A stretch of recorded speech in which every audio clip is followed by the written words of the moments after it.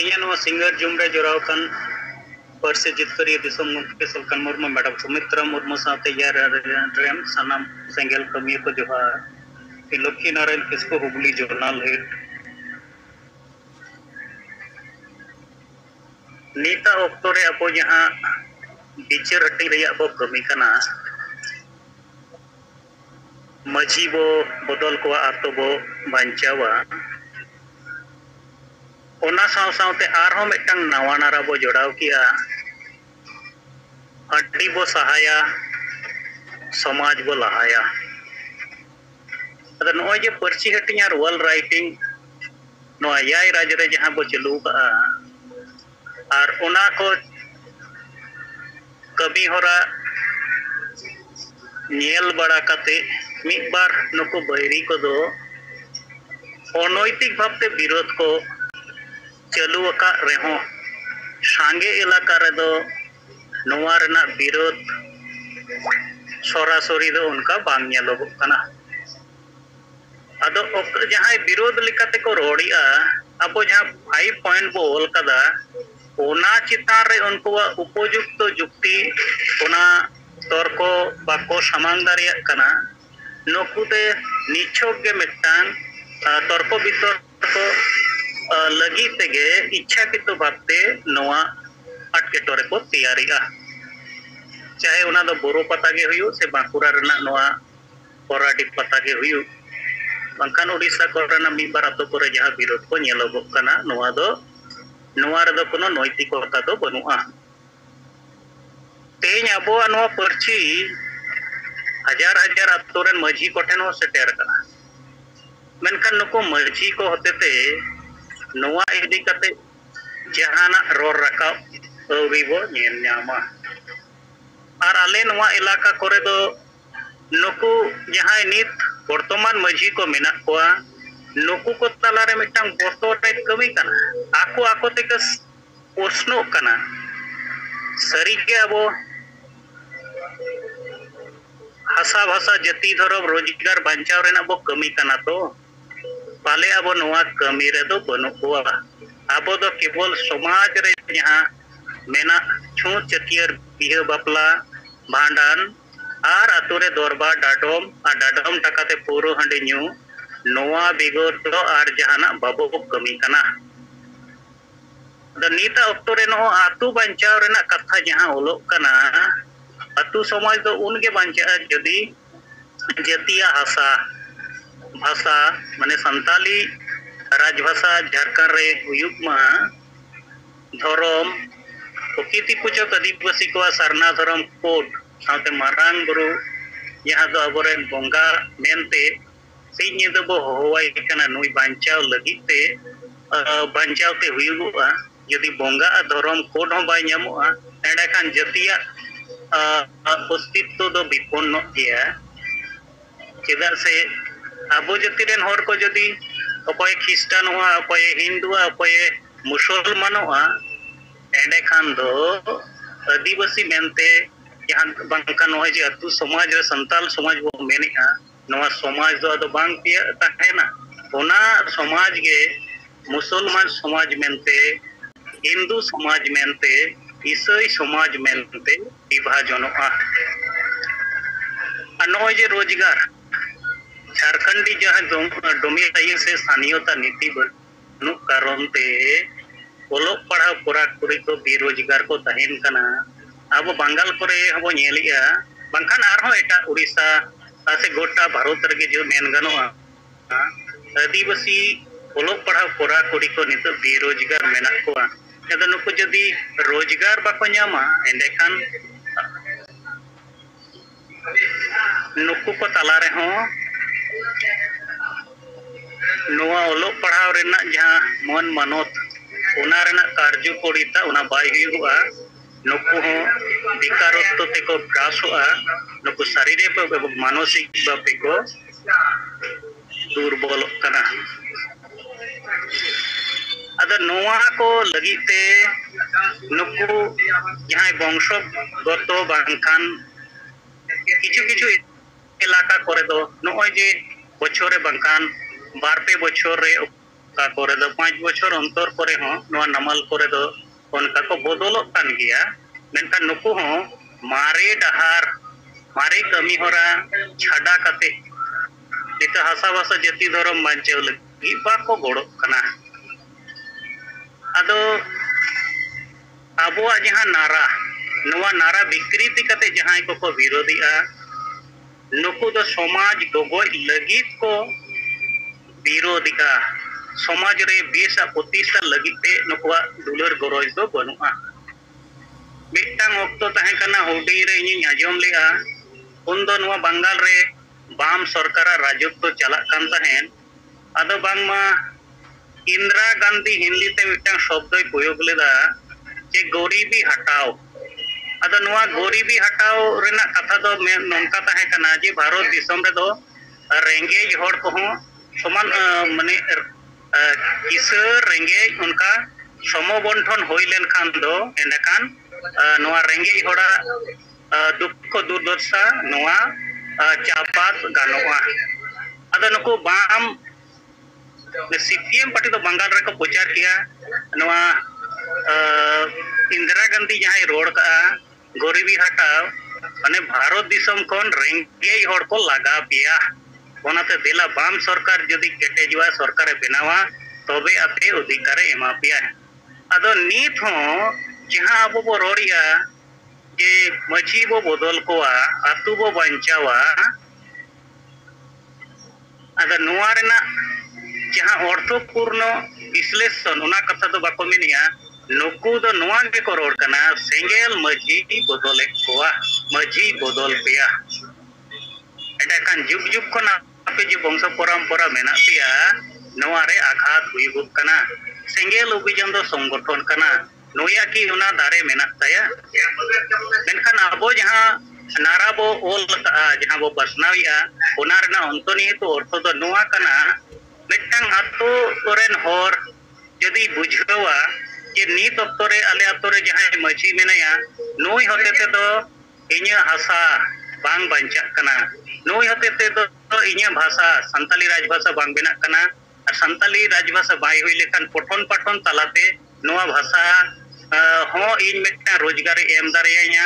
इnya भाषा हो नोआ धरती जकात रे मिटांग परिचिति नाम दारेया नोआ नोआ जहां अर्थ उना धर सानाम धर्म गे भारत सरकार मिटा जुमिद रेना कमी सेवा रेना कमी शिक्षा रेना कमी ने धर्म हिर होर दो नवा को बुझा धर्म माने बोंगा बुरु धर्म माने नीत हो रूम एने सेरेñ रस्क नवा गे अद आबो दो एटा जाति को लेका धर्म माने जुमिद कना सेवा कना धर्म माने शिक्षा कना आ धर्म माने राजनीति हो कना नोआ का कान विरोध से अब नीचे बन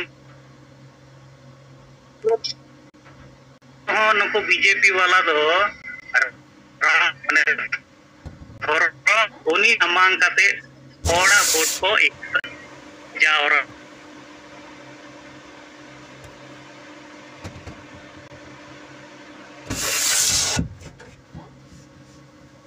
उनको प्रतिष्ठा दारियादा अद चेत नोआ धर्म जुमिद रेना गे को कमी कना धर्म तलाते वोट जुमिद रेना नोआ रेना निदर्शन कना और अब को बड़ाई गया धीरे रे तो 30 रे हो जीवी तो बांग प्रतिष्ठा और मी से जदि बनेला अब आदिवासी 15 कोटी खन हो ढेर बिना बो भारत रे अब दो जेल मायांग तेबो बिनाव कना अब रे दो जीवन मेना अब जीवन तहन तुलुरी अब दो धीरी को बनावे गोआ आ धीरी रे दो जीवन को प्रतिष्ठाइया अद नो नंकाना विश्लेषण अडी संगे होड़ को तला रे दो बनुआ नुकु दो मिटांग नारा रेना अंतनी तो अर्थ चेक कना ओना को बाको बुझा उनकान होड़ दो जुग जुग रे हो जहां जुग परिवर्तन रेना कमी नेल कना विभिन्न समाज रे उन हको ताहे कना नीत हो मेना को गया अब दो आवा लक्ष्य जहां बो दो का ᱚᱱᱟ ᱥᱮᱫ ᱵᱚ ᱞᱟᱦᱟ ᱤᱫᱤᱜᱼᱟ ᱟᱵᱚ ᱴᱷᱮᱱ উপযুক্ত যুক্তি মেনাᱜᱼᱟ ᱡᱟᱦᱟᱸ যুক্তি ᱥᱟᱢᱟᱝ ᱨᱮᱫᱚ ᱱᱩᱠᱩ ᱵᱤᱨᱳধ ᱵᱟᱞᱟ ᱠᱚ ᱟᱠᱚᱣᱟᱜ ᱚᱠᱟ ᱞᱮᱠᱟᱱᱟᱜ ᱦᱚᱸ ᱵᱤᱨᱳধ ᱞᱮᱠᱟᱱ ᱡᱩᱠᱛᱤ ᱵᱟᱠᱚ ᱥᱟᱢᱟᱝ ᱫᱟᱲᱮᱭᱟᱜᱼᱟ ᱚᱱᱟᱛᱮ ᱥᱚᱛ ᱥᱟᱦᱚᱥ কে সাথ সক্রিয় ᱟᱛᱮ ᱟᱵᱚ ᱵᱚ ᱞᱟᱦᱟ ᱤᱫᱤᱜᱼᱟ ᱟᱵᱚᱣᱟᱜ ᱡᱚᱭ ᱫᱚ ᱱᱤᱥᱪᱤᱛ ᱜᱮᱭᱟ ᱟᱨ ᱟᱹᱰᱤᱜᱟᱱ ᱦᱚᱲ ᱱᱚᱣᱟ ᱟᱯᱱᱟᱨ ᱨᱮᱱᱟᱜ ᱠᱚ ᱤᱪᱪᱷᱟ ᱠᱚ ᱯᱨᱚᱠᱟᱥᱮᱜᱼᱟ ᱟᱨ ᱱᱩᱠᱩ ᱜᱚᱲᱚ ᱞᱟᱹᱜᱤᱫ ᱛᱮᱦᱚᱸ ᱠᱚ ᱨᱮᱵᱮᱱᱚᱜ ᱠᱟᱱ ᱜᱮᱭᱟ ᱛᱚ ᱱᱩᱠᱩ ᱢᱟᱹᱡᱷᱤ ᱠᱚᱫᱚ ᱵᱟᱠᱚ ᱵᱤᱨᱳধᱤᱜᱼᱟ ᱱᱩᱠᱩ ᱢᱟᱹᱡᱷᱤ ᱵᱮᱵᱚᱥᱛᱷᱟ ᱵᱟᱧᱪᱟᱣ ᱫᱚᱦᱚ ᱠᱟᱛᱮ ᱫᱟᱞᱟᱞ ᱞᱮᱠᱟ ᱡᱟᱦᱟᱸᱭ ᱠᱚ ᱠᱟᱹᱢᱤ ᱠᱟᱱᱟ ᱱᱩᱠᱩ ᱜᱮ ᱢᱤᱫ ᱵᱟᱨ ᱡᱟᱭᱜᱟ ᱨᱮᱠᱚ ᱨᱚᱲᱮᱜᱼᱟ ᱠᱚ ᱥᱮᱠᱚ ᱵᱤᱨᱳධᱤᱜᱼᱟ ᱱᱚᱣᱟ ᱫᱚ ᱪᱟᱵᱟᱜ ᱜᱮᱭᱟ ᱟᱵᱚ ᱫᱚ ᱥᱚᱢᱟᱡᱽ ᱛᱟᱞᱟᱨᱮ ᱵᱤᱪᱟᱹᱨ ᱵᱚ ᱯᱟᱥᱱᱟᱣᱟ ᱟᱨ ᱚᱱᱟ ᱵᱤᱪᱟᱹᱨ ᱨᱮᱫᱚ ᱴᱷᱤᱠ ᱴᱷᱟᱠ ᱟᱵᱚᱦᱟᱣᱟ ᱧᱟᱢ ᱞᱮᱠᱷᱟᱱ ᱚᱸᱰᱮ ᱜᱮ ᱚᱝᱠᱩᱨᱚᱜᱼᱟ ᱡᱚ ᱵᱤᱞᱤᱜᱼᱟ ᱟᱨ ᱥᱚᱢᱟᱡᱽ ᱚᱱᱟᱭ ᱟᱯᱱᱟᱨ ᱜᱮᱭᱟ ᱟᱨ ᱟᱯᱱᱟর ᱞᱮᱠᱷᱟᱱ ᱱᱚᱣᱟ ᱨᱮᱱᱟᱜ ᱯᱷᱚᱞ ᱟᱵᱚ ᱵᱚ ᱧᱟᱢ ᱫᱟᱲᱮᱭᱟᱜᱼᱟ ᱛᱚ ᱱᱤᱛ ᱡᱚᱠᱷᱟ ᱱᱚᱣᱟ ᱠᱚ ᱠᱷᱟᱴᱚᱛᱮ ᱨᱚᱲ ᱵᱟᱲᱟ ᱠᱟᱛᱮ ᱥᱟᱱᱟᱢ ᱠᱚ ᱫᱚᱲᱦᱟᱛᱮ ᱡᱚᱦᱟᱨ ᱟᱨ ᱢᱤᱫᱴᱮᱱ ᱥᱚᱝᱡᱳᱡᱚᱱ ᱞᱮᱠᱟᱛᱮ ᱫᱚ ᱱᱚᱣᱟ ᱠᱟᱱᱟ ᱱᱤᱛᱚᱜ ᱱᱚᱣᱟ ᱵᱟᱨᱭᱟ ᱱᱟᱨᱟ ᱯᱨᱚᱪᱟᱨ ᱨᱮᱱᱟᱜ ᱠᱟᱹᱢᱤ ᱚᱞ ᱨᱟᱭᱴᱤᱝ ᱟᱨ ᱦᱮᱱᱰᱵᱤᱞ ᱛᱮᱦᱚᱸ ᱵᱚ ᱦᱩᱭᱮᱫ ᱜᱮᱭᱟ ᱟᱫᱚ ᱱᱟᱜᱠᱷᱟᱱ ᱱᱚᱜᱼᱚᱭ 4 ᱡᱩᱱ ᱛᱮᱫᱚ ᱵᱷᱳᱴ ᱯᱨᱚᱠᱨᱤᱭᱟ ᱱᱚᱣᱟ ᱵᱚ ᱪᱟᱵᱟᱜᱼᱟ সরকার ᱫᱚ ᱡᱟᱦᱟᱸᱭᱟᱜ ᱵᱟᱝ ᱡᱟᱦᱟᱸᱭᱟᱜ ᱫᱚ ᱵᱮᱱᱟᱜ ᱜᱮᱭᱟ ᱟᱹᱫᱤᱵᱟᱹᱥᱤ ᱢᱟᱵᱚ ᱯᱟᱹᱰᱩᱜ ᱜᱮᱭᱟ ᱟᱨ ᱜᱚᱢᱠᱮ ᱛᱟᱹᱠᱤᱱ ᱟᱵᱚ ᱛᱟᱞᱟ ᱨᱮᱠᱤᱱ ᱨᱚᱲ ᱞᱮᱜᱼᱟ ᱡᱮ ᱱᱤᱛ ᱟᱵᱚ ᱨᱟᱥᱴᱨᱚᱯᱚᱛᱤ ᱵᱤᱨᱩᱫᱽ ᱨᱮᱦᱚᱸ ᱟᱵᱚᱣᱟᱜ ᱰᱤᱢᱟন্ড ᱨᱮᱱᱟᱜ দাবি ᱥᱟᱢᱟᱝ ᱠᱟᱛᱮ ᱟᱵᱚ আন্দোলন ᱨᱮᱵᱚ ᱯᱷᱮᱰᱚᱜᱼᱟ ᱟᱫᱚ ᱚᱱᱟ ᱠᱚ ᱪᱮᱛᱟᱱ ᱨᱮᱦᱚᱸ ᱱᱤᱛ ᱠᱷᱚᱱ ᱜᱮ ᱟᱵᱚ ᱯᱨᱚᱥᱛᱩᱛᱤ ᱟᱵᱚᱣᱟᱜ ᱥᱚᱠᱨᱤᱭᱚতা ᱠᱚᱨᱢᱚᱥূᱪᱤ ᱪᱮᱛᱟᱱ ᱨᱮᱦᱚᱸ ᱟᱵᱚ ᱵᱤᱪᱟᱹᱨ তে ᱦᱩᱭ ᱟᱵᱚᱣᱟ ᱛᱮᱭᱟᱨ তে ᱦᱩᱭ ᱟᱵᱚᱣᱟ ᱱᱚᱣᱟ ᱠᱚ ᱪᱮᱛᱟᱱ ᱨᱮᱦᱚᱸ ᱟᱵᱚ ᱟᱵᱚᱣᱟᱜ ᱱᱤᱛ ᱫᱚ ᱥᱚᱫᱚᱨᱚᱜ ᱞᱟᱹᱠᱛᱤ ᱠᱟᱱᱟ ᱱᱚᱣᱟ ᱠᱚ ᱢᱮᱱ ᱠᱟᱛᱮ ᱥᱟᱱᱟᱢ ᱠᱚ ᱫᱚᱲᱦᱟᱛᱮ ᱡᱚᱦᱟᱨ হুগলি জোনাল প্রেসিডেন্ট সাথে কেন্দ্রীয় সংযোজক মাঝি বো বদল কো আত্তু বো বাঞ্চাওয়া নড়ালিয়া মূল চেত জিনিস কানা আর নো পূর্ণাঙ্গ বিস্তার চিত কান তাবনা নোয়া কথা আবু তালা লই কেটা আর ওনা সাথে আবুরেন বাইরি মানে চেত জিনিস কানা নোয়া বাং ব্যাখ্যা কাতে গে উনকু আবু বিরোধে মন্তব্য কো পেশিয়া আবু যাহা বো লই লিগিদᱚᱜ ᱠᱟᱱᱟ ᱱᱚᱣᱟ ᱨᱮᱭᱟᱜ ᱯᱩᱨᱱᱟᱝᱜᱚ ᱵᱟᱝ ᱵᱟᱠᱷᱟ ᱠᱟᱛᱮ ᱵᱟᱝ ᱵᱟᱰᱟᱭ ᱠᱟᱛᱮ ᱜᱮ ᱱᱩᱠᱩ ᱵᱮᱵᱟᱹᱲᱤᱡ ᱠᱚ ᱯᱨᱚᱪᱟᱨ ᱠᱟᱱᱟ ᱱᱚᱣᱟ ᱫᱚ ᱠᱤᱱᱛᱩ ᱢᱤᱫ ᱫᱤᱱ ᱵᱟᱝ ᱢᱤᱫ ᱫᱤᱱ ᱦᱤᱞᱳᱜ ᱱᱩᱠᱩ ᱠᱚ ᱯᱟᱸᱰᱩᱜ ᱜᱮᱭᱟ ᱟᱨ ᱚᱱᱟ ᱥᱟᱶᱛᱮ ᱟᱵᱚ ᱫᱟᱨᱟᱭ ᱠᱟᱱ ᱫᱤᱱ ᱨᱮ ᱪᱮᱫ ᱞᱮᱠᱟ ᱠᱟᱛᱮ ᱵᱚ ᱞᱟᱦᱟ ᱫᱟᱲᱮᱭᱟᱜᱼᱟ ᱟᱵᱚᱣᱟᱜ ᱪᱮᱥᱴᱟ ᱟᱵᱚᱣᱟᱜ ᱠᱟᱹᱢᱤ ᱦᱚᱨᱟ ᱛᱮᱜᱮ ᱯᱨᱚᱢᱟᱱᱟᱭ ᱡᱮ ᱱᱩᱠᱩ ᱴᱷᱤᱠ ᱥᱟᱺᱦᱤᱡ ᱛᱮᱠᱚ ᱠᱟᱹᱢᱤ ᱠᱟᱱᱟ ᱟᱨ ᱵᱚ ᱞᱟᱦᱟ ᱪᱟᱞᱟᱜ ᱠᱟᱱᱟ ᱟᱫᱚ ᱢᱟ ᱞᱚᱠᱷᱤᱱᱟᱱ ᱠᱤᱥᱠᱩ ᱡᱟᱦᱟᱸ ᱟᱵᱚ ᱛᱟᱞᱟᱨᱮ ᱥᱟᱵ ᱨᱟᱠᱟᱵ ᱠᱮᱜᱼᱟᱭ ᱟᱹᱰᱤ ᱟᱹᱰᱤ ᱜᱩᱱᱢᱟᱱ ᱥᱟᱨᱦᱟᱣ ᱟᱨ ᱡᱚᱦᱟᱨ alinga picture link samanga je adivasi sengel obhijana nit dari jahan ko kami bharat jakat adivasi samaj re samang kadai noa picture adi jothat picture kana karon abo bo badaya anito adigan gono সংগঠন বাদ kate জনগণার মধ্যে নোয়া আবহাওয়া সেঙ্গেলা বিচের দো আদি রকম ভাবে এক্সেপ্টেবল কান্টিনিউ মানে এক্সেপ্টেবল অর্থাৎ আবো নিনা দিন ধরে যাহা কথা বো রড়েদা নোয়া প্রতিষ্ঠিত কানা এতে হরে को বুঝোয়ে দিয়া যে সারিগে সেঙ্গেল অভিযান দো সারি কথা গে রড়েদা abo hoy je maji bodol na katha bo samang kada maji bo bodol ko ato bo banchawa noa katha rege adi kukuli adi rokom torko bitorko ni ato chalak nina din to noa ko niye chorcha hobai hui kana menkhan nitot do noa bishoy ko chitan chorcha huyuk kana ado hoy je চর্চা এহব না যাহা জিনিস বাঙান চর্চায়া bangem diveda bam ona idi kate em jukti torkoya tahale sahi ar bes ar bari do ukalikam salagutaya amma ona bishoy chitan rol hiwa ado nit nona poristiti do bol nyele gya social মিডিয়ারে যাহাই আবরেন নুকু ভুল মাতাল কিছু কোন সংগঠন দেন ও যাহাগে কো বড়ি কো ফেলাও লাগি তো কানা নোয়া হ তুরকার তাহা কান দেখো বড়ি জিনিস যতক্ষণ বাংম আলোচনায়া ততক্ষণ কিন্তু সরি আবাই স্থাপিত উনকু গে ঢের কো পচাড়ি দা আবো নোয়া কা না উইহর মাবো যে আবো সেঙ্গেল যাহা তিনো পশ্চিম বিলোই দা তো জাকা দেওয়াল লিখন হইউক কানা সে সোশ্যাল মিডিয়া রে বো রোড়ি দা সে জুম মিটিং রে বো রোড়ি দা নিয়ে কোন আকওয়া ঢের আবো কো পচাড়ি দা নোয়া নোয়া দো হইতনা মেটেন লেই গানো মেটেন নোয়া বিচার তালা থেকে কিন্তু সরিয়া তো জনগণ ঠেন চাপা Tegen dari jahan tina abo bo result bo nyameda abo hoyto nito jonogon puro bhabte bako expect kona noa hokkari katha kan kintu gapa doko expect bon giya karon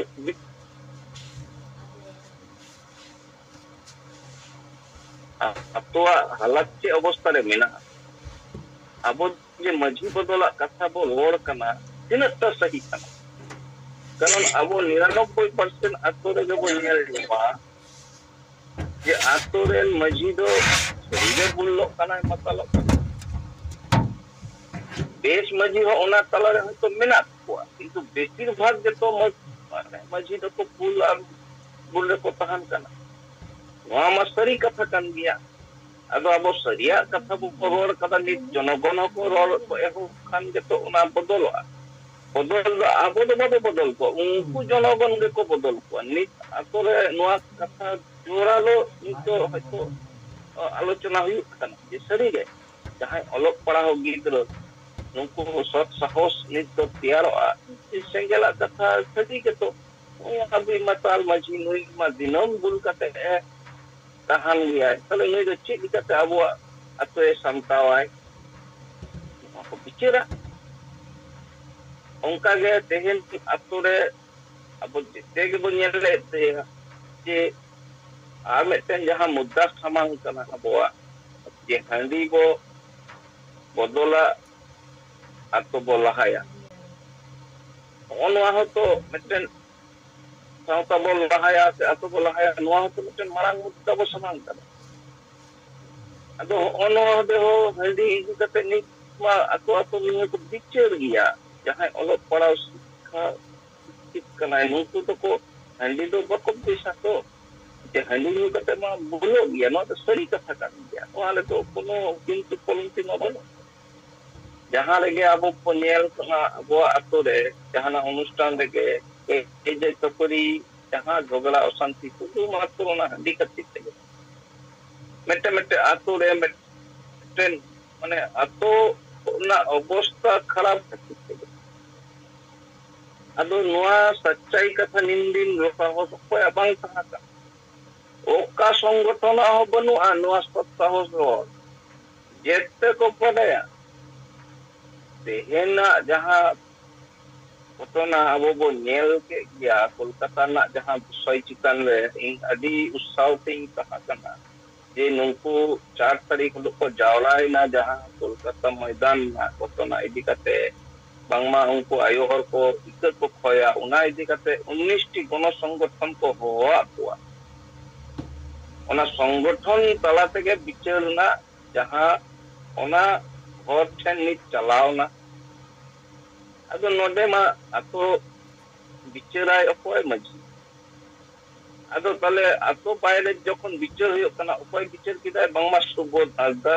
যাহাই দো গুরু গঙ্কি কে চেলা কানা আছে কালি সেক্রেটারি আদো উনিয়া কথা নি হর কো আজমেদা আদো উনকু কে কো বিচারা যে মাঝি বদলতে সুবোধ হাসদা নি দো মাঝি পদরে মিনায় ফলে নুই কে বিচার কাপ কিদায় আদো আকো হর কো বিচারা আকো হর আতো জাকাত Karon guru gongke main hisab tedo ako ura hor jahay do Bimrao Murmu nyutum tay. Bimo Murmu সম্ভবত গরম কুড়া উড়িষ্যা পনদরে ura tay. উনিয়া স্পিচ হো সোশ্যাল মিডিয়া রিং আজম লেদা আদি রকমের রড় কাদায় এখন নই সুবোধ হাসদা নোয়া সমান কাতে উনি বিমো গংকে আতে প্রতিক্রিয়া হিজুआ সোশ্যাল মিডিয়া ᱚᱱᱟ ᱦᱚᱸ ᱫᱤᱥᱚᱢ ᱦᱚᱲ ᱠᱚ ᱧᱮᱞᱟ ᱟᱫᱚ ᱱᱚᱰᱮ ᱪᱟᱞᱟᱜ ᱠᱟᱱᱟ ᱱᱚᱝᱠᱟᱱᱟᱜ ᱯᱚᱨᱤᱥᱛᱷᱤᱛᱤ ᱜᱮ ᱪᱟᱞᱟᱜ ᱠᱟᱱᱟ ᱡᱮ ᱡᱟᱦᱟᱸᱭ ᱟᱛᱳ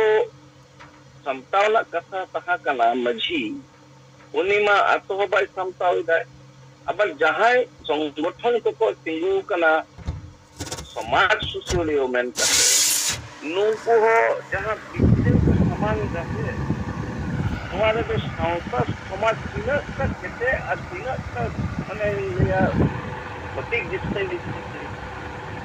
ᱧᱟᱢ ᱮᱫᱟ ᱱᱚᱣᱟ ᱦᱚᱲ ᱵᱤᱪᱟᱹᱨᱮᱫ ᱜᱮᱭᱟ ᱟᱨ ᱚᱱᱟ ᱥᱟᱶ ᱥᱟᱶᱛᱮ ᱥᱮᱸᱜᱮᱞ ᱥᱮᱱᱟ ᱠᱚ ᱥᱮᱸᱜᱮᱞᱟᱜ ᱵᱤᱪᱟᱹᱨ ᱦᱚᱸᱠᱚ ᱵᱤᱪᱟᱹᱨᱮᱫ ᱜᱮᱭᱟ ᱜᱮᱥ ᱛᱮᱜᱮ ᱵᱤᱪᱟᱹᱨᱮᱫ ᱠᱟᱱᱟ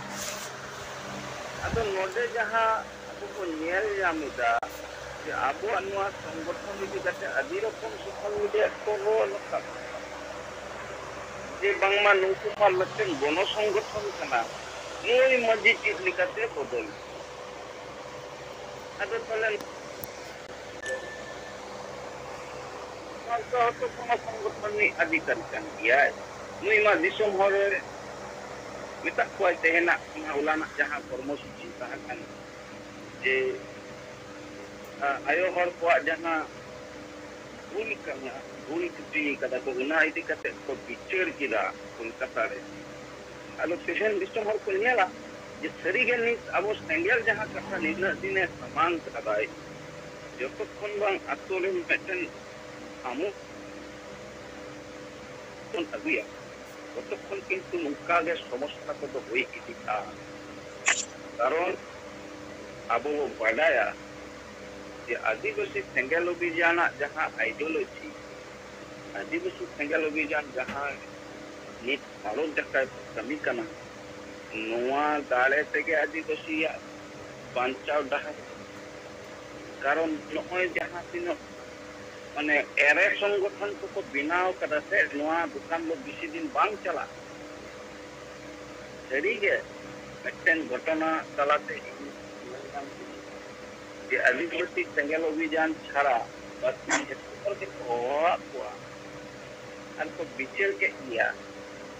अदो ako मतो को बिचार कदा उना बिचार रे दो इंदो प्रतिक्रिया दो बई आमा उना दो दिसम हर के को बिचारा मेनकान नोआ में मिटन जिनिस तिंगुइना যে আদিবাসী সেঙ্গেল অভিযান যাহা গণসংগঠন মেন কাতে যাহা তিনো হর কো রড়ে তাহেনি নোয়া রড়না অধিকার কো আকে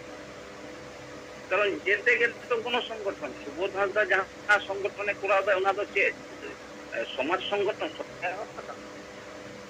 ওনা তো বাং গুরুগং মিটেন গণসংগঠন যাহা দো আশেকা nyutum te nit chala kana ado node abui guru gongke जहाँ दो मन सलखान मुर्मुआ गण संगठन जहाँ दो आशा से आदिवासी सेंगेल अभियान नोआते चला नोडे आइडियोलॉजी दो नोआ कना जे आदिवासी चेलिकाते बो जुमिद कोआ आदिवासी चेलिकाते आकोआ संवैधानिक अधिकार को बो एमा कोआ आदिवासी चेलिकाते आबो अपना संताली भाषा बो जीवी दोहोया नोआ आइडियोलॉजी तेगे नित देरी कमी दाय और एखोनो ओना कमी रे मिनाया सरीगे ओना लिकाते नुई गंके के जीवेत बंगा आखा बो एम का दिया और मिटन मजादार कथा इनी नेल जाम किदा नुई सुबोदादा अडी छोटे रोर बड़ा का गिया जे इंगे परसी जितकरिया अदो ओय कोलकाता ना नोआ कमी हुरा रे दो बाई सदल लिदा ओना कथा अदो हर को उरुमे कना कई कई ते नुई गंके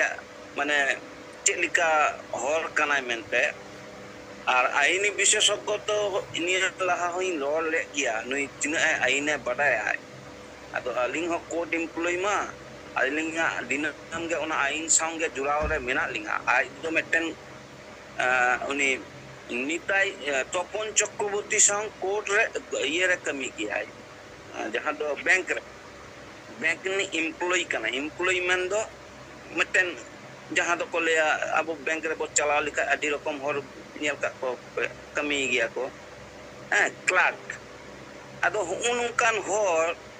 ᱟᱞᱮ ᱞᱮᱠᱟᱱ ᱦᱚᱲ ᱥᱟᱶ ᱫᱚ ᱛᱤᱥ ᱦᱚᱸ ᱰᱤᱵᱮᱴ ᱨᱮᱫᱚ ᱵᱟᱭ ᱦᱤᱡᱩᱜᱼᱟ ᱟᱨ ᱡᱟᱦᱟᱸ ᱛᱤᱱᱟᱹᱜ ᱚᱸᱰᱮ ᱠᱚ ᱦᱚᱲ ᱠᱚ ᱡᱟᱣᱨᱟ ᱞᱮᱱᱟ ᱩᱱᱤᱜᱮ ᱧᱮᱞᱮ ᱠᱟᱱᱟ ᱠᱚ ᱨᱚᱲ ᱫᱟᱣ ᱠᱚ ᱮᱢᱟ ᱫᱮᱭᱟ ᱡᱟᱦᱟᱸ ᱜᱮ ᱟᱠᱚ ᱞᱮᱠᱟ ᱠᱚ ᱵᱤᱪᱟᱹᱨ ᱠᱮᱫ ᱜᱮᱭᱟ ᱟᱫᱚ ᱛᱮᱦᱮᱧ ᱠᱤᱱᱛᱩ ᱫᱤᱥᱚᱢ ᱦᱚᱲ ᱫᱚᱠᱚ ᱩᱨᱩᱢᱮᱫ ᱠᱚᱣᱟ ᱡᱮᱛᱮ ᱦᱚᱲ ᱜᱮ ᱡᱮ ᱚᱠᱚᱭᱟᱜ ᱠᱟᱹᱢᱤ ᱚᱠᱟ ᱞᱮᱠᱟ ᱠᱟᱹᱢᱤ ᱫᱟᱠᱚ ᱛᱮᱦᱮᱧ ᱠᱤᱱᱛᱩ ᱟᱹᱰᱤ ᱢᱟᱨᱟᱛᱢᱚᱠ ᱢᱤᱫᱴᱮᱱ ᱡᱤᱱᱤᱥ ᱤᱧᱤᱧ ᱧᱮᱞ ᱧᱟᱢ ᱫᱟ ᱡᱮ ᱟᱹᱫᱤᱵᱟᱹᱥᱤ ᱥᱚᱢᱟᱡ ᱨᱮ ᱡᱟᱦᱟᱸ ᱱᱤᱱᱟᱹᱜ din bang প্রতিষ্ঠা আকানা সেঙ্গেলাক কথা নিত দো কিন্তু মারাত্মক ভাবে প্রতিষ্ঠা কারণ যেতে হলে তো খুব বুঝেও নামদা যে অকয় দো সারিয়া কথায় রড়দা অকয় দো এরায়া কথা রড়িদায় অকয় দো সারি আদিবাসী লাগি গে ভাবাওদায় নিত নোয়া দো বুঝেও গিয়া হ কারণ আবো হয় যে লাগাতার কামি রে মেনা বুনা লাগাতার আদিবাসী কথা মুদ্দা কে বো সামাঙ্গিদা নিত হতে হেন হই নেল কে গিয়া নিনা গণসংগঠন তলাতে সারি ধরম জিতকার কথা তো বাই রাকাব লেনা ধরম কথা ধরম ঠাউলে কো দরবার কিদা অকয়া মুচার হবই নাম লেদা নুকু সোশ্যাল মিডিয়া রে গিᱧᱮᱞ কিদা उनका गे तेहन निन मानang इलेक्शन चलाक कना जे सरी धरम उका लिका तबो जितकर नुंकाना कथा हो अको से खन बांग रकाबना मेनखान आबो किंतु आबो सरना धरम मुद्दा तबो समांग का दिया आबो चिदा को रोड कना सरना धरम नुआ हल बिचार हो समांग का दिसम जे 50 लाख हड़ पे ऑल का दिसम रे 2011 साल ना सेंसस रे पहले उकाय ना पे 50 लाख हड़ चिदा नुआ निये बापे रोड़िदा सरी धरम तो 5 लाख को ऑल का ठीक है उनको तो ऑल को मी बार हर नुकु सुबोध हसदा लिकान हर के को रोड दड़या बकाय आरो 10 जन को रोड़ा मेनखान साना धरम इदी कते 50 लाख हड़ पे ऑल किदा आ नित दो इलेक्शन ऑक्टो रे जतो रोड हुई तबोआ चिदा बाबो रोड़िदा अडिगान आबोरेन सेंगल सेना किंतु नितो इलेक्शन जखन को चला कना डोर टू डोर इलेक्शन रे वोट खय आबो सेंगल सेना तो रोड़े गया और सोशल मीडिया रे मी बढ़िया आबोरेन कड़िया कप्ता नो को रोड रकाब के गया जे हां आले नोडे वोट खय को हे लेना आले अतो टोला हर समांग रे नो आले रकाब किदा नो कथा आज तक टीवी चैनल जहां तो मारांग टीवी चैनल अंजना ताई नितो अंजना ओम कश्यप उनी आयो हट्ठन हो अबुई अमर मारांडी जहां झारखंड पनतनी उनी गंके परिष्कार सोशल मीडिया रे नेल ᱧᱟᱢ कदा जे उना सरना धर्म कथा मुद्दा रकाब कदा তাহলে আপে যদি সত্যি গে ধরম দুললিও পে হই কো जहां তিন গণ সংগঠন সে এরে সংগঠন চিদা আপে মুদ্দা বাপে রাকাবিদা অর্থাৎ নলে বুঝো কানা আপে তো সন্তার সে আদিবাসী বাঁচাও লাগি তো বাপে কমি কানা গণ সংগঠন আপে তো মেটেন আপে দোকান চালা লাগি पे कमी जहां दुकान ते माने कटी पे मन पे ᱧᱟᱢᱟ कटी हांडे नाडे खन कटी को चापा आपे जहां के राजनीतिक दल ओना गे पे खोजो कना आदिवासी असली मुद्दा तो बका इलेक्शन चला कना नित मा लगातार पे प्रोग्राम किया लगातार सोशल मीडिया रे पे रोड रकब किया जे जहां जहां सरी धर्म वाला से एरे धर्म वाला से सना धर्म वाला जहां ना गे आपे खोजो पे रोड पे अतो अतो जखन के को हिजु हम वोट को है उकुर सुबोधन लिकान हर तो बाको रोड कना नुकाना कथा उकुर मजी परगना मोहल रेन अडिगान आयुरियो को बाको रोडे तो नुकाना कथा उकुर आसेका रेन हो बाको रोडे तो नुकाना कथा तार माने नोले बुझो कना जे नुंकु धर्म रेन हर दो बांग कना को नुंकु दो बेधर्म रेन हर कना को पले नुंकु दो इटा धर्म रे को चलाव कना सरी के मने नित যদি ধরম তুললি তাহা को अतले निया इलेक्शन रे को दिनम को रोड किया दिनम के सोशल मीडिया रे को रोड किया अब मा दिनम को रोड कना नो 8 बजे कोन 10 बजे अब जूम मीटिंग रे इनिंग रोडिदा आरो गंके को रोडिदा नो दिनम चला कना आरो सोशल मीडिया रे आइमा रकम संगठन आबोलन सेंगल सेना को रोडिदा सन्ना धर्म कथा झारखंड रे राजभाषा कथा आबो आइमा रकम बो रोड किया मेनखान बाकी और तो बको रोले तो मेनखान आबो नोआ इदी कते तो को विरोधिता ना कथा तो को सोशल मीडिया तो को रोलदा अरे आमा उरा जेलो कना उना सेंगल अड़ी में पइलो उना बांग कते आरो जोलना हम कोशिशिदा आम कुर्मी जुदी को एसटी आम चबा गया ओय तेहन जहां पुला जहां कोलकाता मैदान रे जहां को बिचे लगी चकरी जीवी को जावड़ा ले कोआ उनकुरन गिदरा पिदरा को गपा हुलो पको ᱧᱟᱢ दो चकरी ᱠᱩᱲᱢᱤ ᱠᱚ ᱮᱠᱫᱚᱢ ᱢᱟᱱᱮ ᱠᱮᱴᱮᱡ ᱧᱚᱜ ᱠᱚ ᱞᱟᱹᱲᱦᱟᱹᱭᱫᱟ ᱱᱤᱛ ᱱᱚᱣᱟ ᱤᱫᱤ ᱠᱟᱛᱮ ᱢᱤᱫ ᱠᱟᱛᱷᱟ ᱵᱟᱝ ᱥᱟᱢᱟᱝᱮᱱ ᱫᱚ ᱛᱮ ᱦᱚᱞᱟᱱᱟᱜ ᱜᱟᱞᱢᱟᱨᱟᱣ ᱨᱮ ᱡᱮ ᱥᱟᱹᱨᱤᱜᱮ ᱱᱤᱱ ᱢᱟᱨᱟᱝ ᱜᱷᱚᱴᱚᱱᱟ ᱢᱟ ᱦᱩᱭ ᱠᱟᱱ ᱜᱮᱭᱟ ᱴᱷᱤᱠ ᱜᱮᱭᱟ ᱟᱨᱦᱚᱸ ᱡᱟᱦᱟᱸ ᱟᱞᱳᱪᱚᱱᱟ ᱛᱟᱦᱮᱸ ᱠᱟᱱᱟ ᱚᱱᱟ ᱫᱚ ᱱᱤᱛ ᱠᱩᱲᱢᱤ ᱠᱚ ᱪᱮᱫ ᱞᱮᱠᱟᱛᱮᱵᱚ ᱟᱴᱚᱠ ᱠᱚᱣᱟ ᱚᱱᱟ ᱵᱤᱪᱟᱹᱨ ᱦᱩᱭᱩᱜᱼᱟ ᱥᱮ ᱟᱫᱚ ᱵᱟᱹᱱᱩᱜᱼᱟ ᱚᱱᱠᱟᱱᱟᱜ ᱵᱤᱪᱟᱹᱨ ᱫᱚ ᱠᱟᱨᱚᱱ ᱱᱩᱝᱠᱩ ᱚᱱᱠᱟᱱ ᱦᱚᱲ ᱫᱚ ᱵᱟᱝ ᱠᱟᱱᱟ ᱠᱚ ᱟᱠᱚᱣᱟᱜ ᱫᱚ ᱥᱩᱫᱷᱩ ᱫᱚᱠᱟᱱ ᱪᱟᱞᱟᱣ ᱨᱮᱱᱟᱜ ᱢᱚᱛᱞᱚᱵ ᱠᱟᱱᱟ ᱠᱟᱹᱴᱤᱡ ᱢᱚᱱ ᱠᱚ ᱮᱢᱟ ᱠᱚᱣᱟ ᱞᱩᱴᱟ ᱫᱟᱜ ᱛᱮᱠᱚ ᱜᱚᱸᱰ ᱡᱚᱦᱟᱲ ᱵᱤᱨᱟᱴ ᱠᱟᱹᱢᱤ ᱠᱟᱫᱟᱞᱮ ᱟᱞᱮ ᱱᱤᱱᱟᱹᱜ ᱜᱮ ᱟᱠᱚᱣᱟᱜ ᱫᱚ ᱢᱤᱫᱴᱮᱱ ᱦᱚᱲ ᱵᱟᱠᱚ ᱢᱟᱱᱮ ᱡᱟᱦᱟᱸ ᱛᱤᱥ ᱠᱚ ᱵᱚᱸᱜᱟ ᱛᱟᱞᱟᱜ ᱠᱟᱱ ᱢᱤᱫᱴᱮᱱ ᱦᱚᱲ ᱵᱟᱠᱚ ᱩᱨᱩᱢ ᱠᱚᱣᱟ ᱡᱮᱢᱚᱱ ᱟᱵᱚ ᱱᱚᱜᱼᱚᱭ ᱱᱤᱛᱭᱟᱱᱚᱱᱫᱚ ᱜᱚᱝᱠᱮᱭᱟᱜ ᱠᱟᱛᱷᱟ ᱢᱤᱫᱴᱮᱱ ᱦᱚᱲ ᱯᱮ ᱟᱸᱡᱚᱢᱮᱫᱟ ᱢᱤᱫᱴᱮᱱ ᱥᱳᱥᱟᱞ ᱢᱤᱰᱤᱭᱟ ᱨᱮ ᱩᱱᱤ ᱜᱚᱝᱠᱮ ᱪᱮᱫ ᱦᱚᱸ ᱵᱟᱭ ᱪᱤᱠᱟᱹ ᱠᱟᱫᱟᱭ ᱩᱱᱤᱭᱟᱜ ᱢᱩᱪᱷᱟᱹᱣᱱᱟ ᱟᱜ ᱮᱱᱟ ᱟᱜ ᱪᱟᱵᱟᱭᱱᱟ ᱠᱟᱨᱚᱱ ᱫᱚ ᱱᱚᱣᱟ ᱠᱟᱱᱟ ᱠᱟᱨᱚᱱ ᱫᱤᱥᱚᱢ ᱞᱟᱹᱜᱤᱫ ᱡᱟᱦᱟᱸᱭ ᱦᱚᱲ ᱠᱚ ᱨᱚᱲᱟ ᱨᱟᱜ ᱟᱠᱚ ᱠᱟᱹᱢᱤᱭᱟᱠᱚ ᱩᱱᱠᱩ ᱜᱮᱠᱚ ᱮᱠᱫᱚᱢ ᱠᱮᱴᱮᱡ ᱧᱚᱜ ᱠᱚ ᱩᱨᱩᱢ ᱠᱚᱣᱟ ᱵᱚᱸᱜᱟ ᱛᱟᱞᱟ ᱯᱚᱨ ᱦᱚᱸ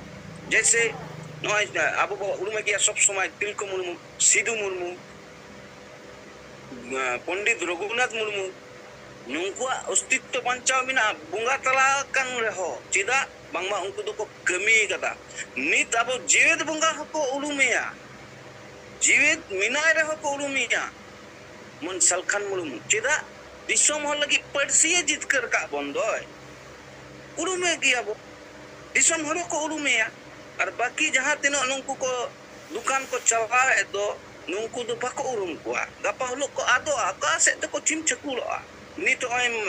42ᱴᱤ ᱥᱚᱝᱜᱚᱴᱷᱚᱱ ᱵᱮᱱᱟᱣ ᱞᱮᱫ ᱫᱚᱠᱚ ᱚᱠᱟᱭᱱᱟᱠᱚ 42ᱴᱤ ᱥᱚᱝᱜᱚᱴᱷᱚᱱ ᱵᱟᱠᱚ ᱨᱚᱲᱟᱜ ᱫᱚ ᱱᱤᱭᱟᱹ ᱤᱞᱮᱠᱥᱚᱱ ᱨᱮᱱᱟᱜ ᱢᱤᱫᱴᱮᱱ ᱠᱟᱛᱷᱟ ᱦᱚᱸ ᱪᱮᱞᱮ ᱥᱚᱨᱫᱟᱨ ᱢᱤᱫᱴᱮᱱ ᱛᱟᱦᱮᱸ ᱠᱟᱱᱟ ᱛᱚᱯᱚᱱ ᱥᱚᱨᱫᱟᱨ ᱵᱟᱝᱢᱟ ᱩᱱᱤ ᱢᱤᱫᱴᱮᱱ ᱯᱚᱫ ᱨᱮ ᱢᱮᱱᱟᱭᱟ ᱱᱩᱭ ᱥᱩᱵᱳধ ᱦᱟᱸᱥᱫᱟ ᱢᱤᱫᱴᱮᱱ ᱯᱚᱫ ᱨᱮ ᱢᱮᱱᱟᱭᱟ ᱟᱨᱦᱚᱸ ᱟᱭᱢᱟ ᱢᱤᱫᱴᱮᱱ ᱵᱟᱨᱭᱟ ᱠᱟᱛᱮ ᱢᱮᱱᱟᱜ ᱠᱚᱣᱟ ᱚᱱᱟ ᱯᱚᱫ ᱨᱮ ᱟᱠᱟᱭᱱᱟᱠᱚ ᱱᱤᱭᱟᱹ ᱤᱞᱮᱠᱥᱚᱱ ᱨᱮᱜᱮ ᱛᱚ ᱥᱟᱢᱟᱝ ᱫᱚᱨᱠᱟর ᱛᱟᱦᱮᱸ ᱠᱟᱱᱟ ᱫᱤᱥᱚᱢ ᱦᱚᱲ ᱴᱷᱮᱱ ᱡᱮ ᱟᱞᱮ ᱫᱚ ᱱᱚᱣᱟ ᱟᱭᱰᱤयोᱞᱚᱡᱤ ᱱᱚᱣᱟ ᱵᱤᱪᱟᱹᱨ ᱛᱮᱞᱮ ᱢᱤᱫ ᱠᱟᱱᱟ ᱱᱚᱣᱟ ᱨᱩᱠᱚ ᱦᱩᱭᱩᱜᱼᱟ ᱫᱚᱢᱮ ᱠᱚ ᱫᱚᱱ ᱵᱟᱲᱟ ᱠᱮᱫᱟ ᱮᱠᱫᱚᱢ ᱟᱨ ᱱᱤᱛᱚᱜ ᱫᱚ ᱟᱜ ᱪᱟᱵᱟᱭᱱᱟᱠᱚ ᱠᱟᱨᱚᱱ ᱡᱮᱛᱮ ᱦᱚᱲ ᱜᱮᱠᱚ ᱵᱟᱰᱟᱭᱟ ᱟᱨ ᱱᱩᱠᱩ ᱫᱤᱥᱚᱢ ᱦᱚᱲ ᱠᱚ ᱩᱨᱩᱢᱮᱫ ᱠᱚᱜᱮᱭᱟ ᱥᱟᱹᱨᱤᱜᱮ ᱱᱩᱠᱩ ᱫᱚ ᱵᱷᱟᱶᱛᱟ ᱵᱟᱹᱡᱤ ᱦᱚᱲ ᱠᱟᱱᱟ ᱠᱚ ᱮᱲᱮ ᱠᱟᱛᱷᱟ ᱞᱟᱹᱭ ᱠᱟᱛᱮ ᱛᱤᱱᱟᱹᱜ ᱫᱤᱱ ᱫᱚᱠᱟᱱᱮᱢ ᱪᱟᱞᱟᱣᱟ ᱵᱚᱭᱦᱟ ᱵᱮᱥᱤ ᱫᱤᱱ ᱫᱚ ᱵᱟᱭ ᱪᱟᱞᱟᱜᱼᱟ ᱠᱟᱨᱚᱱ ᱫᱤᱥᱚᱢ ᱦᱚᱲ ᱦᱚᱸᱠᱚ ᱵᱩᱡᱷᱟᱹᱣ ᱫᱟ ᱡᱮ ᱥᱟᱹᱨᱤᱜᱮ ᱟᱹᱫᱤᱵᱟᱹᱥᱤ ᱥᱮᱸᱜᱮᱞ ᱚᱵᱷᱤᱡᱟᱱ ᱡᱩᱫᱤ ᱛᱮᱦᱮᱧ ᱵᱟᱭ ᱡᱟᱱᱟᱢ ᱠᱚᱜᱼᱟ ᱱᱚᱣᱟ ᱫᱤᱥᱚᱢ ᱫᱷᱟᱹᱨᱛᱤ ᱫᱷᱟᱹᱨᱛᱤ ᱨᱮ ᱛᱮᱦᱮᱧ ᱠᱤᱱᱛᱩ ᱟᱹᱫᱤᱵᱟᱹᱥᱤᱭᱟᱜ ᱚᱥᱛᱤᱛᱛᱚ ᱫᱚ ᱵᱟᱭ ᱵᱟᱧᱪᱟᱣ ᱠᱚᱜᱼᱟ ᱥᱟᱹᱨᱤ ᱜᱮᱥᱮ ᱛᱮᱦᱮᱧ ᱡᱩᱫᱤ ᱥᱟᱞᱠᱷᱟᱱ ᱢᱩᱨᱢᱩ ᱜᱚᱝᱠᱮ ᱥᱚᱝᱥᱚᱫ ᱨᱮ ᱚᱱᱠᱟ ᱟᱭᱟᱜ ᱵᱩᱫᱽᱫᱷᱤ ᱫᱤᱥᱟᱹᱛᱮ ᱵᱟᱭ ᱥᱟᱢᱟᱝ ᱠᱮᱭᱟ ᱥᱟᱨᱱᱟ ᱫᱷᱚᱨᱚᱢᱟᱜ ᱠᱟᱛᱷᱟ ᱵᱟᱭ ᱥᱟᱢᱟᱝ ᱠᱮᱭᱟ ᱥᱟᱱᱛᱟᱞᱤ ᱯᱟᱹᱨᱥᱤ ᱢᱟ ᱟᱫ ᱪᱟᱵᱟ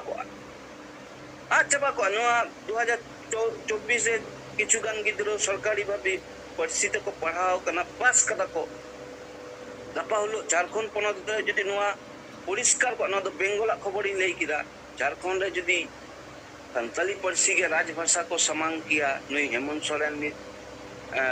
সরকার akwa সরকার ge mena'a nit chida bako ror da nit ho nit ma election movement kana santara vote hoy ko khojok kana chalaw kate sudu nuwa bako lay dare kana je ale nuwa election re ale nuwa le khojok kana ape nuwa demand mena'a santali parsi tege nit olok padaw huyu'a raj bhasha ale Jharkhand ponot re Tempoy Soren chida bay lay dare kana mukhyamantri আর ওনা সাথে সান্না ধরম যাহাই সরকার গে হিজুয়া নুই লে একদম লে কেটে ᱧᱚᱜ লে একদম লে সাবেয়া যাতে সান্না ধরম হইওক মা বাই লেই দা সহ্য বিপন্ন নডে গে জনগণ হ ওনা অঙ্কা পূর্বক রে মিনা ওনা আবো বুকা সান্তাল লিকা গে নিয়া ইলেকশন রে বাবো লড়া তো 30 বড় লড়া ইলেকশন রে তো যেতে হর ডিমান্ড কো খোজক কানা যেতে হর যেতে রকম অকয় দ রাম মন্দির ইদি কাতে হয় খোজক কানা राम इदी कते तुमे रोड़ी दाय चिदा इला दाय जे बाडाया जे नुई जीवित तहान लेकिन इनिंग जीवित इतिंग तहाना तले आमा जीवित ना लक्ष्य के आमा धर्म के आदलो आदो आमगेम आदो अबुया नुआ 30 बो बुझोवा संतार बुया को 30 बो बुझोवा निनो लगातार आले ले कमी कना निया समर्थन कते यूट्यूब रे हबो तोर दरेया आदो ᱟᱹᱰᱤᱜᱟᱱ ᱠᱟᱛᱷᱟ ᱜᱤᱧ ᱨᱚᱲ ᱨᱟᱠᱟᱵ ᱠᱮᱫᱟ ᱚᱠᱛᱚ ᱦᱚᱭᱛᱚ ᱟᱨᱚ ᱢᱤᱫ ᱵᱟᱨ ᱦᱚᱲ ᱠᱚ ᱜᱚᱝᱠᱮ ᱠᱚᱠᱚ ᱨᱚᱲᱟ इन दो नियागिंग लिया आदिवासी सेंगेल अभियान जहां कमिए एहब कदा नुआ पुरोयाय ताते 3 हर को गरो बाको गरो मेनखान जनगण जदि को गरोआ नुआ दो एकदम माने खूब नेलोक कना खूब काचे रे हे कना जे आबो बो दाड़िया गिया नुआ जितकर सालना धरम मा दो निनक गे रोल कते सनाम को दोराते जोहार एम कते नोडे गे इᱧᱟᱜ कथाई मुचुदिदा मानवतान सालकान मुर्मू साथे मैडम मित्रा और सनाम संगल कुर्मी को पाहटा खन सरकार में कते बार कथाई दिया अब जहाँ रूम मीटिंग रे जहाँ जुमित बाखेर ओना बखराते बार कथाई लिया जहाँ को आज के नेलनिया खाना सनाम को जहाँ को मेन लीडर नवा जुदि जतो बन मुखस्त कते बन दोहया ताले अति के बिहे तो नवा जे मनतिन मेनते जुदि बड़ी जो खान खतो के किने पे आर तेहें गे मिटांग सार सगुन मीडिया रे नेल किदा अबुआ जहाँ आरकी बापला रे जहाँ दौड़ चितान रे जहाँ हुई एगल कुर्मी को पूरा ना मिटा तुमदा टमाक रू तो बांग आजमक ने मिटा चेक लेकाना आरकी अंतर को आया तुमदा समाज उनाते तो सिंदूर दान तो बांग हितना ओकालका ढाक लेगड़ा लेका आजमक ना निया को कटी सुधर लेनखान तो बेस तो आर ये पाटा को मेन बड़ा रंगे इन्या नते रुपचान हासदा आम थोड़ा मा प्रूम ले जोंग में हां इन दो बकुड़ा जिला खोना वेस्ट बेंगल आरकी बकुड़ा जिला खोना जे सिंगल कुर्मी कथा ये अच्छा बकुड़ा जिला का ब्लॉक तालडांगरा ब्लॉक हां अच्छा जानती पद रे ना मितमा एमनी ओतरे तो नोका सिंगल कुर्मी लेता गया अच्छा चे हम लई के मिटे ओना बइन बुझो दया तमा जे जुमित बाखेर रे जुमित बाखेर आरती मुखस्त तो बांग अडी हटके लेते जिरकु पे नेल कत जोन लेता आरती ना जते करे मुखस्त कान तो कटी बेस तो आरती सनम को नेल बड़ा है कना नुका कागज नेल कत की पढ़ाओ आरती बाखेर करे ले बड़ा है और मुखस्त कते बोन ले लखन तो भले जनी भले है बांगा दो ना चेत असुविधा हुई कना बिन एमनी जहां अबु कागज खते पढ़ाव कते बो जहां बो लई कना असुविधा तो बांग हुई कना अतो मुखस्त जदि ताहलेन खान ओना तो आरती हो नजर पे पड़ा नजर हो कटी भले होय बांगा अबुआ जस दो नोआ कना जे अबो जहां ऑल मिना ओना ठीक सही ते रोड रकाब मा नोआ कना अबुआ उद्देश्य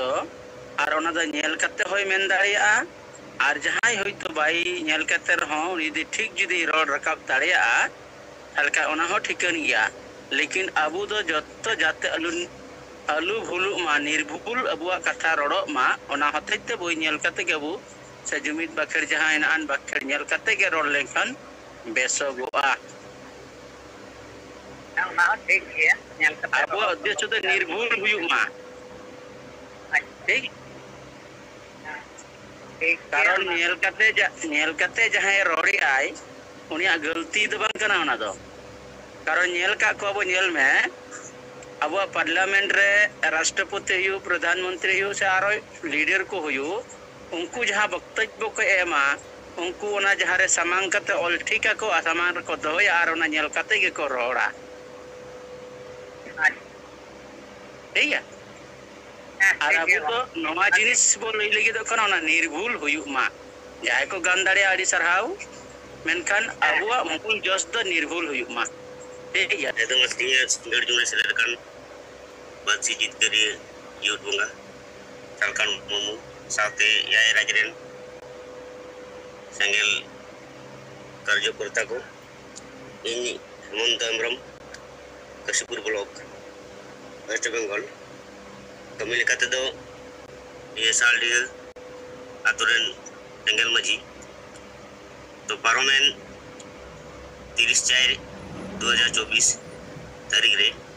आले सेंगल परिवार ओनांगे मिट्टी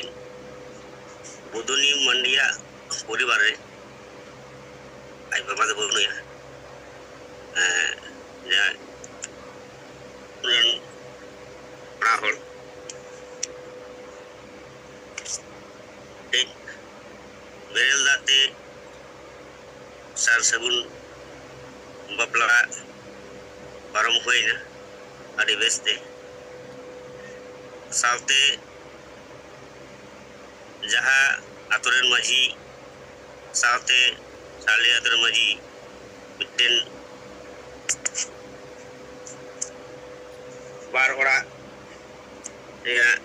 सार सगुन बापला कमी होरा किन पारम किदा तले उन्हें माझी दो माने उन्हें खुशी दो बाई ताहे कारे हो मेनखान सावते आयो जहाँ को ताहे कना से उना आतुरेन को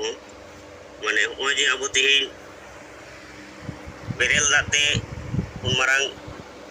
समाज बदल रिया से समाज लहाय रिया से समाज रिया जहाँ मिट्टेन हासा भाषा जाति धर्म बांचाव रिया से नोआ चिका तबन बांचावा ओना लेकाते समाज कोन निसे जिनिस चिका तबन सहाया इनी मिट्टेन माने ओनेन को तिरले को कुसी का सपोर्ट का को किंतु जहाँ नुनु हर कना को उनको को तो थोड़ा एटकेटोड़े को बुझे गया और आतोरेन दो एनते रहो नोंडेना कमी होरा अडी बेस और अडी नपायते कोई से थे ना आसावते ओंडे इन चलाव लेना चलाव सावते ओंडे नो किछु होरा मुझा को नाजम कना जे चिका लेकाते तिहिन निये जिनिस सहा कते पे कमी दाड़िया कना अब मा सेदाय खनगे नवा जिनिस से अपराम को खन ताहे कना तो तिहिन उनको तलारे किछु कथा रका होय लेना तिहिन अब हानि मारांगा से समाज मारांगा से अब धर्म मारांगा से हानि मारांगा साथे अब जहाँ भाषा उना मारंग से हानि मारंगा तो नोआ रिया किछु तेला को अडी नपायते ले खान दो उनको माने जे लगती गया है जे हांडी समाज रे नोआ रिया माने ako do कोनो बिचार बाको एम दाड़े होता तर नोंका लेकाते बुझे कना जे नुनु हर दो को ले गया को उनको मिट्टे दोना दो नेसारे अगू कदा को तो जहाँ तीन बेस हर को तहन कना उनको को दो को अपनारे गया सो कुसिया कन गे उनन को हर को किछु कथा दा आंजम होई ना तो बुझे कना मांग के निये को मेन मारा कते गे नि कथा लगी मुझे अच्छा हेमंत हेम्ब्रम काशीपुर में बेरल दाते हांडी बदल से बेरल दाते सार सगुन बापलाई पुरव किया याद भुरन अंडे नहीं मासी सेंगल मासी हो कनाई और ना कथा अबू तलरे लई सदर किया अड़ी अड़ी सरहाव।